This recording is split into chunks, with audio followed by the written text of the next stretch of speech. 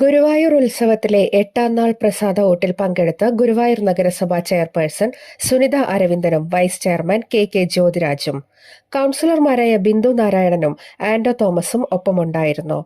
ദിനംപ്രതി ആയിരക്കണക്കിന് ഭക്തരാണ് ഗുരുവായൂരപ്പന്റെ പ്രസാദ ഓട്ടിൽ പങ്കെടുത്തുകൊണ്ടിരിക്കുന്നത്. മുൻ എം.എൽ.എ. ഗീത ഗോപിയും പ്രസാദ ഓട്ടിൽ പങ്കെടുക്കാൻ എത്തിയിരുന്നു. രാവിലെ 9 മണി മുതൽ പ്രസാദ ഓട്ട് ആരംഭിക്കുമെന്നും ആയിരക്കണക്കിന് ഭക്തരാണ് ദിവസേന ഓട്ടിൽ പങ്കെടുക്കുന്നതെന്നും ദേവസ്വം ഭരണസമിതി അംഗമായിരുന്ന കെ.പി. വിശ്വനാഥൻ പറഞ്ഞു.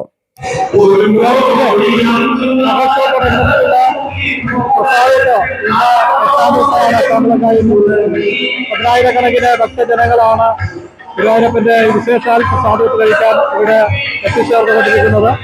ഏതായാലും ഈ കഴിഞ്ഞ 7 ദിവസക്കാലവും ഏറ്റവും ഭംഗിയായി വരുന്ന മുഴുവൻ ഭക്തജനങ്ങൾക്ക് നൽകാനും അവര് നല്ല ദർശനവും അതോടൊപ്പം തന്നെ വയറ് നിറച്ച് അവരുടെ ഭക്ഷണവും കഴിച്ച് അവർ സന്തോഷത്തോടെ മടങ്ങിപ്പോകാനുള്ള അവസരങ്ങൾ ദേവസ്വം ഭരണസമിതി ഒരുക്കിയിട്ടുണ്ട്.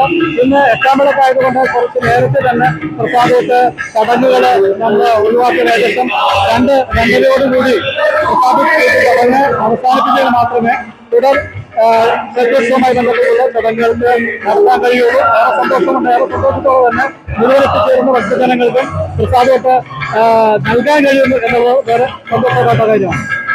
ഉത്സവത്തിന് ഏറ്റവും പ്രധാനപ്പെട്ട ദേശക്കാർക്കുള്ള പകർച്ചയ്ക്കും പ്രസാദ ഊട്ടിനുമായാണ് ഏറ്റവും കൂടുതൽ തുക ദേവസ്വം ചിലവഴിക്കുന്നത്.